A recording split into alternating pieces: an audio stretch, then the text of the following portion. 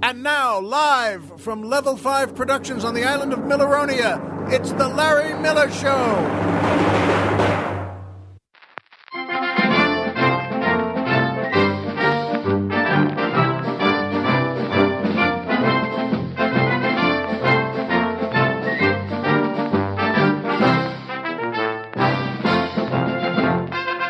Good evening, Mr. and Mrs. America, and everyone who's always wanted to take a hike.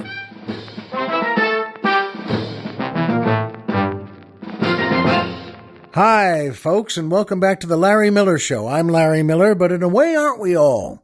And boy, oh boy, that music makes me feel good again. Colonel Jeff, too. We're here on Milleronia, and it's a gorgeous day. Yes, it's true, I control the weather here, but it doesn't matter. It still pays to say it's gorgeous when it's gorgeous. Unless, of course, you want to risk getting tossed in the volcano. But you know what? And as Colonel Jeff just nodded, shook his head, no, you don't. But it is gorgeous. And you know what? Those guys get better every week. That's the Five-ish Finkel Orchestra and the Claire Trevor Dancers, featuring boy tenor Sam Gershik, asking the musical question, what happens if your mattress tag just falls off? Well, Sam, that's a heck of a question. It's a good question. What happens if your mattress tag just falls off? I'm sorry to say it, Sam, but I think the Green Berets still come to your house, cuff you, and tie a hood over your head and drag you off to one of their secret interrogation places. Now, do you eventually get out? We think so, but no one has ever returned to confirm that. So it's a tough group that runs that show there. And by the way, here's a note from the past. Colonel Jeff and I both have these same two memories I'm going to tell you right now. And good question, Sam, because as kids, Colonel Jeff and I both had the same crippling fear of those mattress tags. I don't know how we got it. I don't think it spread as a joke, but we really thought, yeah, the police would come screeching up to our houses and drag us away if we tore those mattress tags off, if anything happened to them. And, you know, it didn't ruin our lives, but we thought that was really something. I didn't know why. I thought, well, it's just, you mean under the sheets they can still tell if the thing is off? So the Colonel and I didn't know why, but we both shared that we were pretty nervous. We thought that would be the end for us if for some reason we wouldn't do it, but one of our goofy friends, he might just do that. Just tear the thing off. We couldn't have that, but we both shared that memory. And here's another one we shared, that we were both told, and I can't remember how, but probably our folks, but never to curse over our walkie-talkies. Now, walkie-talkies were pretty big as toys for kids. I think roughly from 1960 to 1965, I'm just guessing, but they were plastic walkie-talkies, and they worked. It was kind of neat because we, you know, when we grew up, we were still playing war and army and, you know, sneaking around everybody's houses and digging a ditch, so it was like World War I. Parents stopped that one too, the ditch digging. They didn't care if we snuck around with our toy guns, but you know, we didn't need to have the shovel there to dig ditches. At any rate, though, we were told you never to curse over our walkie-talkies, and the Colonel and I were not from a cursing clan, so we were all right with that. And but that was just one of the things of manners. Oh, you don't curse over the walkie-talkie. Plus, here's one that we were also told, and we obeyed all these things. We were also told that horsing around on the phone or making crank calls, or we used to call them phony phone calls, that the phone cops were going to get you. And that was, by the way, the group, the phone cops. I don't know how or why or who, but we thought, yeah, the phone cops. You know, the first one with the well, with the walkie-talkies, that, or the mattress tags. Yeah, it was military. I think it was Green Berets or the Army or, Navy SEALs. They were going to come, and we knew they were tough guys. And especially for 8-year-old kids who were still digging a ditch to fight war in. But anyway, horsing around on the phone. No phony phone calls. We did make some phony phone calls, though, by the way. I remember one. There's only one, but I remember it was. We called a place called the Gaelic Pub. The Gaelic Pub, which was on Long Island in Valley Stream. It wasn't in Dublin, but we called the Gaelic Pub, and I remember I was on the phone there, and we asked for. We thought it was a name. I asked for Bob Gaelic, and to see if he was on. Is Mr. Gaelic there, please? We were obviously just knuckle-headed kids, and the bartender, was just said, "It's the name of the bar." He didn't want to deal with knuckle-headed kids like this. It's the name of the bar. Oh, what? What? We didn't know what that meant. And so we made a couple more to him, not to make him mad, but just to say, wait a minute, he must have been lying. It must be a guy, Jim Gaelic. And so remember we called again, and one of the other kids would get on the phone. Yes, hello, is Mr. Gaelic there, please? It's not, there's no guy. There's no one named that. It's a bar. Name for a bar. And the colonel just let me know, and I think we might have done this one too, that he would, in the world of phony phone calls, that he and his friends would just pick a name, a telephone number rather, just pick a phone number from the phone book and dial it. And when the guy answered, hello, they'd say, yeah, hi, is Steve there? And the guy would say, no Steve here. Okay. And then 5 minutes later, they'd call back again. Hi, is Steve there? No, there's no Steve here. There's no, okay, there's no Steve. Did it a third time. Is Steve there? No, I'm telling you, there's no. And then 5 minutes later, one more call, and one of them would say, oh, hi, this is Steve. Any messages? Which is, well, first of all, you don't want to be the guy being called. That's the truth of it, That's the bottom line of it. Why should the guy, these kids, and it is obviously kids, that they can tell, anyone could tell you're kids. Not only because of the good manners on the, oh, hello, is Steve there, please? No one speaks like that. Plus, the voices are higher pitched. Your voices hadn't changed yet. You were just kids. Hi, is Steve there, please? And so, but there you are. That's kids. That's kids in the suburbs or in the farm burbs, the way Colonel Jeff grew up. But in any case, Sam, you know what? Good question. And yes, we mentioned the Five-ish Finkel Orchestra. Five-ish Finkel, God bless him, just passed on. Terrific actor. He was, good Lord, 93 years old. And you all know one of his most popular parts was, and he won an Emmy for this, for the David Kelly show Picket Fences. And he played an eccentric lawyer, I think, and a little crazy, but fun to watch. Five-ish Finkel was born in 1922. I just read the obituary today, and in the paper, and he was born in Brooklyn, New York, and he got involved in the Yiddish theater when he was 13. That was big in 1922 too, and he was or 1935 when he was 13, but he got really involved in it, and there were many theaters that, did Yiddish plays. And so was James Cagney, by the way. Most people don't know this. James Cagney could speak fluent Yiddish because he was involved in many Yiddish plays in New York. And then, of course, he went right to being a gangster and becoming a star. But, I mean, he was great. Five-ish Finkel, though, just passed on. And boy, oh boy, what a life he had. And we just wanted to mention him. We picked him to lead our orchestra. God bless him, rest in peace. And he was a great guy. 93, that's pretty good.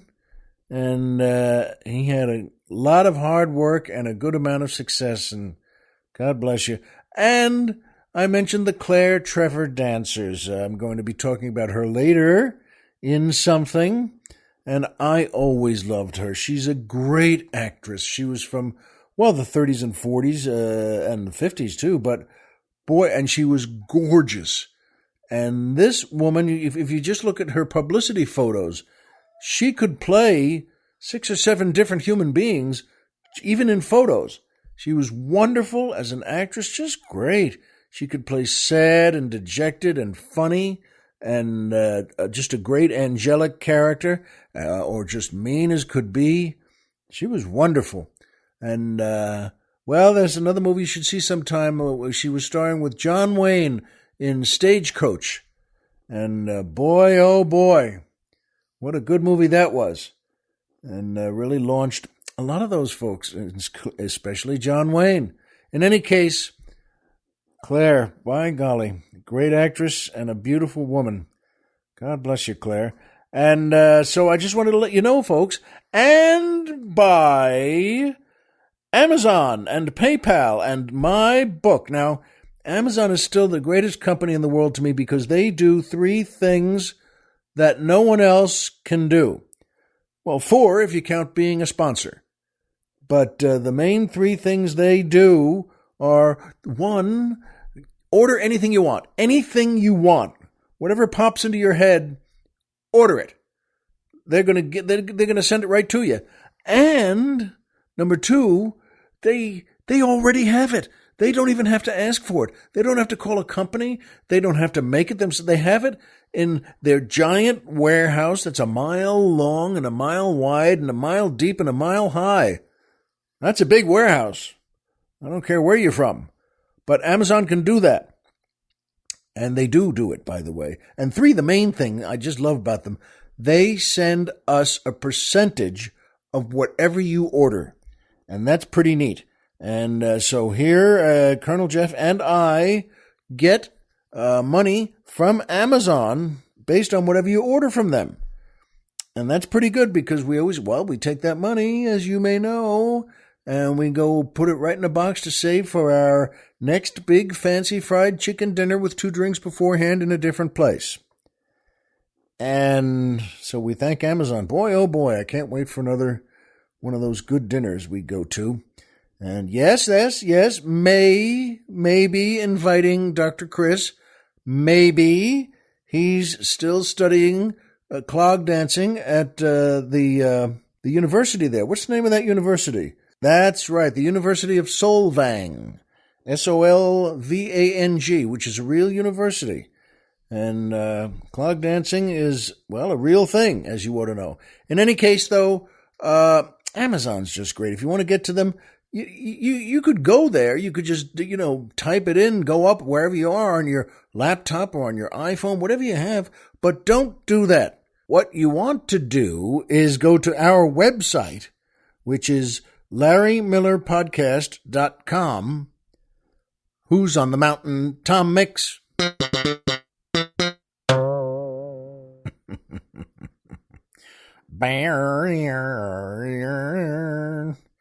Boy, those old guitars from the 20s. They last, but those strings will pop. It's true though, folks. What you want to do, go to our website, LarryMillerPodcast.com, and we have a banner that says Amazon. Click that banner and then forget about it. Go take a nap.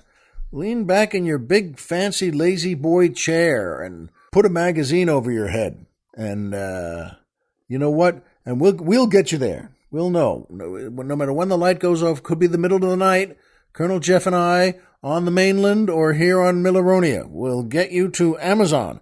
And there's another banner there, by the way, for PayPal. PayPal, boy, still a great group, terrific name. And PayPal makes you think you're saving the world when you deal with them. So here's the good way to think of it. If you like my show and why wouldn't you? And you'd like to send us a few bucks to help out, and why wouldn't you? You know what? You can do it through PayPal. And I don't, instead of saying donate or pay what you like or join the Platinum Committee or something, I'm never that fond of phrases like that. So I always just say, buy us some drinks. That's how to contribute. There are different levels 1 through 5, all the way up to... We're driving to Florida!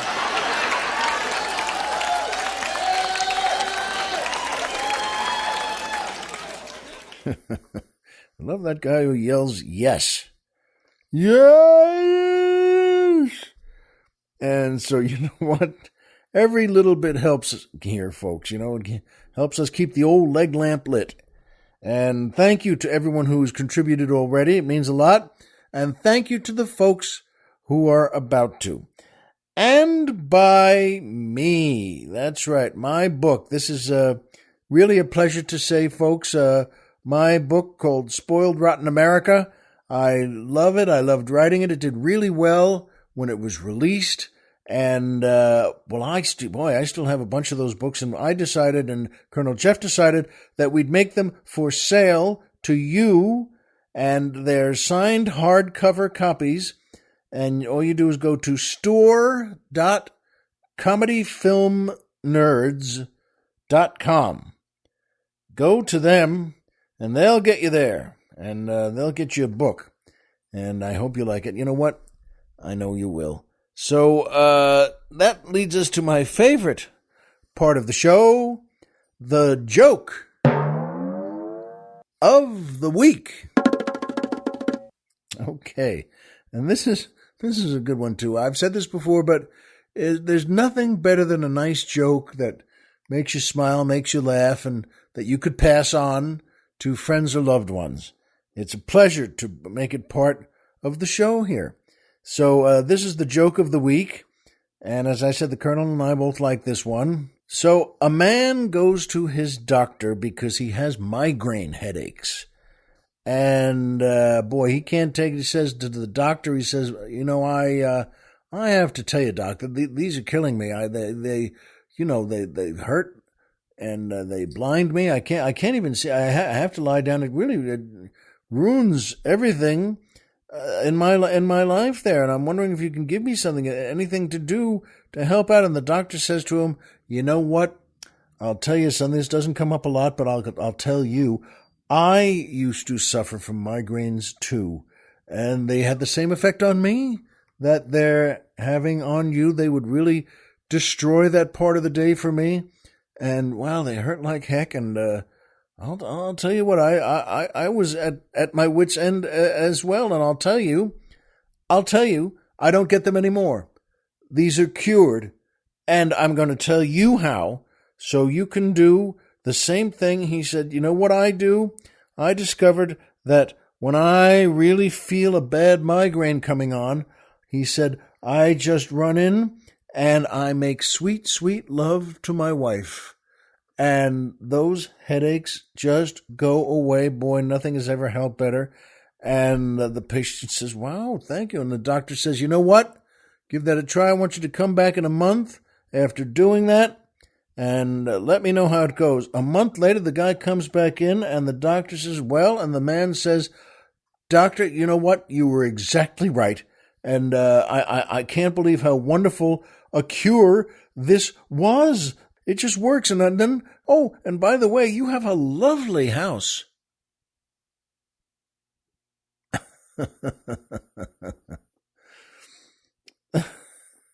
We thought that was a pretty good joke. Lovely house. Not my wife. Oh, you idiot. I meant your wife, somebody's wife, a girlfriend, anything. Oh. And by the way, you have a lovely house. So I hope you like that one, folks, and pass it on if you do.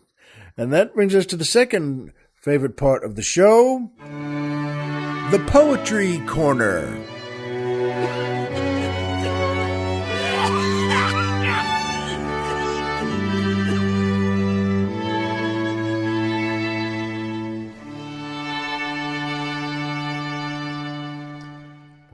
music still gets me. This is a lovely poem by the great Joyce Kilmer. He was born in New Jersey in 1886, graduated from Rutgers University, and enlisted in the Army 3 days after we declared war on Germany. And in fact, I think he was killed in battle there in Europe in 1918. But God bless him, what a poet he was. And this one is a good one of his called The House with Nobody in It. Whenever I walk to Suffern along the Erie track, I go by a poor old farmhouse with its shingles broken and black. I suppose I've passed it 100 times, but I always stop for a minute and look at the house, the tragic house, the house with nobody in it. I never have seen a haunted house, but I hear there are such things, that they hold the talk of spirits, their mirth and sorrowings. I know this house isn't haunted, and I wish it were, I do, for it wouldn't be so lonely if it had a ghost or two. This house on the road to Suffern needs a dozen panes of glass, and somebody ought to weed that walk and take a scythe to the grass. It needs new paint and shingles, and the vines should be trimmed and tied. But what it needs the most of all is some people living inside. If I had a lot of money and all my debts were paid, I'd put a gang of men to work with brush and saw and spade. I'd buy that place and fix it up the way it used to be, and I'd find some people who wanted a home and give it to them free. Now a new house standing empty with staring window and door looks idle perhaps and foolish like a hat on its block in the store, but there's nothing mournful about it. It cannot be sad and lone for the lack of something within it that it has never known. But a house that has done what a house should do, a house that has sheltered life, that has put its loving wooden arms around a man and his wife, a house that has echoed a baby's laugh and held up his stumbling feet, is the saddest sight when it's left alone that ever your eyes could meet. So, whenever I go to Suffern along the Erie track, I never go by the empty house without stopping and looking back. Yet it hurts me to look at the crumbling roof and the shutters fallen apart, for I can't help thinking the poor old house is a house with a broken heart. Isn't that nice? Isn't that lovely? Good for you, Joyce Kilmer, folks. Boy, that really means a lot. And by the way, like a great joke, look that poem up and pass it along yourselves. The House with Nobody in It by Joyce Kilmer. And that brings me to the third favorite part of the show. MMM. Triple M. Magic Movie Moment.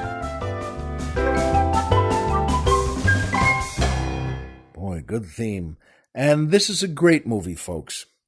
And it's one of the reasons I brought up Claire Trevor before. It's called Key Largo from 1948, directed by John Huston, starring Humphrey Bogart, Edward G. Robinson, Lauren Bacall, Claire Trevor, Lionel Barrymore, Thomas Gomez, Mark Lawrence. It's a great movie. It's so good.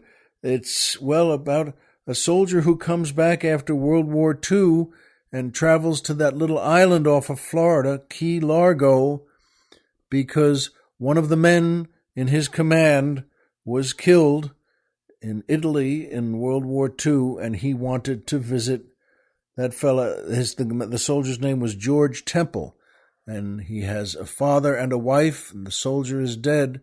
But the father is Lionel Barrymore, and the wife is Lauren Bacall. So he comes to their hotel on the island there. It's a small wooden hotel in 1948, but he goes there. It's a wonderful movie, folks. And as he gets there, he realizes, he sees, well, he's not alone. There's a whole other group of fellas there, and you can tell the second you see them, they're not wholesome guys. In fact, they're gangsters. And the leader of the gangsters is Edward G. Robinson, and his character is Johnny Rocco. And boy, oh boy, things go south from there. And they really start spinning around, and his henchmen are just as mean as he is. Thomas Gomez plays Curly, one of the henchmen. He's very good. All these fellas are. But you know in a second, Robinson does not mean well. Great actor, Edward G. Robinson. He plays, well, the character he plays here, Johnny Rocco, is a mean man. And he's a narcissist, and he just wants to have one of his henchmen shave him, and he takes a couple of baths or a couple of showers a day. He puts on pretty hot down there in Florida in those days, and this time, though, he's coming there because he was thrown out of the country. He was deported. He was the biggest gangster in Prohibition days, and now he has to live in Cuba, and it's been years and years and years, but he's come back, well, to commit a crime. And he's come back with counterfeit money. And you know what, folks? He comes back, and who meets him there is Claire Trevor, who used to be his mistress. And Claire was also a singer, a nightclub singer, and Johnny Rocco put her on in his nightclub there, and she was doing very well. She was a hot number and a great singer. And she hasn't seen him, and he hasn't seen her in a long time. Well, about 14 years. And, she's a little unsteady herself. She drinks a lot. She's a drinker. And as Leonard Maltin put it in his review, she's a boozy moll. And you love her, though. I do, and you do. You will too, boy, folks. And, well, she goes there to meet him. And we see in a second, her acting is so good. She's not good anymore. It's hard for us. She's a little nervous, and her hands shake a bit, and she wants a drink. And it's only 12 or 1 in the afternoon, but she has a big drinking problem. And but Johnny Rocco won't give her a drink. He doesn't like the way she's fallen, and he's just a mean man anyway. And he decides, you know what, sing a song, Gay. That's her name as the character, Gay Dawn. And he said, yeah, you used to be great, you know. Well, let me hear you again. Sing a song for one of the old ones. And there's nobody there, by the way. They're just all the characters in the lobby of the hotel. And there's no piano player. There's nobody. There's nothing. But, well, Claire Trevor really wants a drink there, and so she starts to sing. She's just standing there in a circle with all of them and starts to sing. And they know, and you and I know too, that she's not good anymore. She's not at all good anymore. And she gets through it, and it's very touching. What Claire Trevor does with that really moves your heart, and even though you can tell it's not very good anymore. And Robinson looks over at his henchman there, Curly, and Curly just looks back at him and shakes his head no lightly, you know, just, they all know that she's no good anymore. And she finishes the song, but now Rocco still refuses to give her the drink, because that's how rotten he is, that no, you're no good, you don't get a drink, no. And she's sad and shaken and kind of crumbling. And she came all this way to see her old boyfriend, Johnny Rocco, and he doesn't want her, he doesn't need her, he doesn't even like her, he doesn't like anything anymore. And you know what happens, folks? Humphrey Bogart goes over to where the little bar is, and he pours a drink and goes over and hands it to her, which is a great thing to do, especially in this violent, vicious group he's in right there. And that really makes her feel better. And she has more to do and more to go. But that scene for me was always a magic movie moment. The poor thing, Claire Trevor, a great actress. And she's just trying to get something back that meant something to her in her life. This old boyfriend who was never very nice anyway, but boy, that's how it goes. And the only good soul in the whole room, Humphrey Bogart, pours her a drink and walks over and hands it to her. And the way she looks at him and the way he looks at her, you realize, you know what? That was a magic movie moment. I hope you like that. If you haven't seen it, see Key Larr-go. Get it. It's a wonderful movie. If you've seen it many times, see it again. It's great again. If you've never seen it, you'll love it. And you'll love how the characters grow and what happens to this one and what happens to that one. And please let us know also, by the way, on our website. When you see Key Larr-go, write in and say, you know what, Larry? You were right. And because, the truth is, there's nothing really other than great movies or great theater or great jokes. There's nothing that moves me that much and that moves my heart that much. Colonel Jeff and I were talking about this, that we have no interest in politics anymore. Now, I never talk about politics on the show, and I'm not going to this time, but the point is not the politicians. It's the whole nature of... I don't even read the paper anymore. I don't watch the news. I don't like the front page. Every single lead article on the front page is the exact same as the one yesterday and the one tomorrow. It's a terrible way. I don't know why news people, if that's what they are, just keep insisting to peddle out this stuff. I have no interest in it. And, I don't read the papers. I said I don't watch the news. I seriously wish all the political advisors would kill themselves. Is that too strong? No, it's not. I mean, that's the point. You see these advisors blathering on, well, he said this and she said that. You know what? It doesn't even feel too strong to just want them to blow their brains out. Does anyone watch this stuff anymore? Do you? How many debates were there? 20, 30? Who cares? How long have they all been running? How long do these people run for office? 6 months? 2 years? 5 years? Do you care? I don't. And it reminded me of, does any man come home from work, like old black and white movies, just sit in the chair in his house there in the living room and have a drink and read the paper? I mean, that used to be such a common, popular scene in every movie in 1930, 1940, 1950. Does any man still do that? No, I don't think so.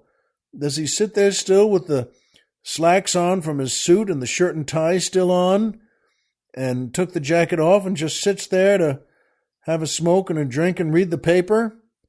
I think the paper was better then. He didn't read the paper and say, gee, this thing again, it stinks.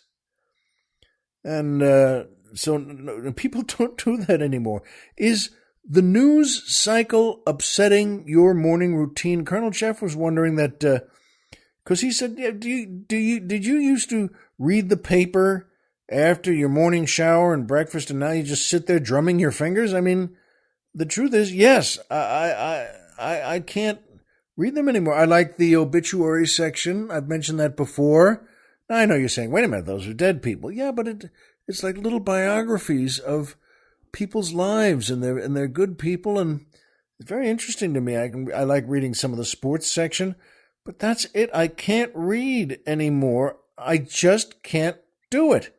Where I read that lead article again, well, today he said this and she said that. It's the same as yesterday. And we've still got, 3-4 months to go.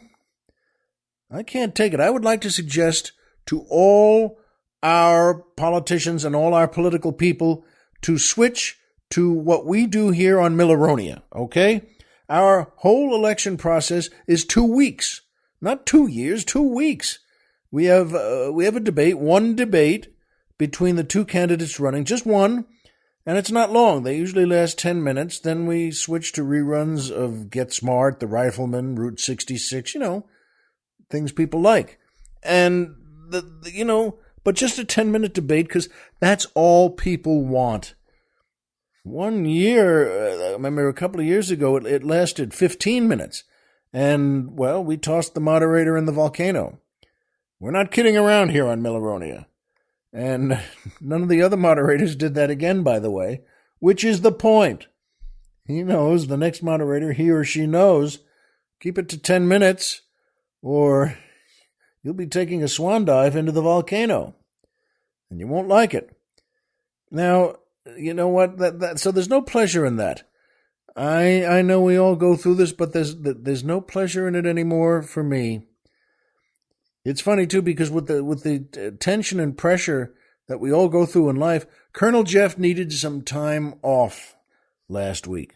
He really needed it as a producer of here our podcast here and many others, and he wanted to get away from it all. So he and a friend took a hike in Angeles National Forest. And as he told me, it's a really big place. And it's about an hour drive from where we are on the mainland. And so you drive an hour, get out of the car, and there you are. Then it's an hour back to where you're going afterwards. And, he said they saw no one. That's number one. Okay? By the way, he was prepared. He mentioned this. He had a bag of pistachios and a switchblade. And that's it. And he used it. He said one or two pistachios in the big bag weren't cracked. And he said, I made short work of them. Got out the switchblade, flicked it open, and that was that. So, okay, so remember though, and get this, no cars, no people, no billboards, no nothing. He said they got out of the car, and it was so quiet when a fly went by, even 3 or 4 feet away, he said, you heard it. You could hear the fly. And that's kind of amazing. I don't need to hear a fly, but you know what I mean. You say, how do you like that? A fly. And so it takes an hour to get there, an hour to get back. And they were hiking for 6 hours.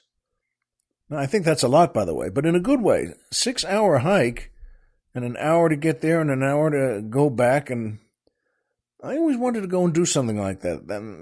That's the truth. Every time I got the thought, say, why don't I go to some of the nice places around here? Take a friend, do the same thing. Drive out there, walk around, and bring some pistachios and some soda water or a pint of whiskey. That's not a good idea, I guess, is it? No, not on a hike. That'll be the last hike for a while. But the truth is, folks, every time I got that thought, hey, why don't I take a hike? The next thought I always had, was one word: bears. Don't they have bears? Okay, 2 words, and kidnappers. That's what I always think about. Well, the bears, they have bears there. That's the whole thing about it's a park. It's the Angeles National Forest, and it's huge. It's as big as a whole city, and it's gorgeous, and there are trails there. But no people, not a person, not an anything, no telephone poles, no wires. There's nothing there except bears. And the bears, last I heard, don't really care that you're relaxing. They don't need to know that you just needed some time away. And they don't care. Bears are bears. This happens all the time around here. It must happen where you live too, that the bear just says, hey, look, a chubby guy. Isn't that what you'd say if you were a bear? So I don't know. I said that to the colonel. I said, were you afraid of the bears and the kidnappers? And you just, what are you going to throw pistachios at them? And he said, yes. He said, you think of that. But, so I don't know how soon it's going to be. I'd like to take a hike, but I'm going to stay with the things I know. The things you know too. That Homer is Homer. Pluto is a planet. And so remember, folks, as always, if you walked out of bed today and had a job to go to and a home to come back to and someone there who cares about you, folks, the game's over and you've won. And that's the truth. And you don't need any bears or kidnappers. Be well, and we'll see you here next time.